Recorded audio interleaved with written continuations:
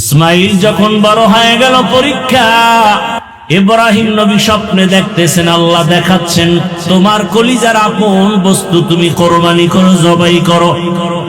এই স্বপ্ন 3 দিন দেখার পরে সিদ্ধান্ত নিলেন আল্লাহর হুকুম বোধহয় ইসমাইলকে জবাই করার জন্য। বাবা হইয়া সন্তানকে জবাই করার জন্য ছুরি নিয়ে হাতে রেডি হয়ে গেলেন, জবাই করবে। আল্লাহ ডাইরেক্ট বলে নাই ইসমাইলের জবাই করো, আল্লাহ স্বপ্নে দেখাইছে তোমার আপন বস্তু তুমি জবাই করো। ইব্রাহিম নবী প্রথম দিন উট জবাই করলেন, দ্বিতীয় দিন উট জবাই করলেন, বুঝতে পারেন নাই। শেষ পর্যন্ত ইসমাইলের জবাই করার জন্য রওয়ানা। ইব্রাহিম নবী বাইতুল্লাহর কিনারায় গিয়া হাজির হয়ে গেলেন।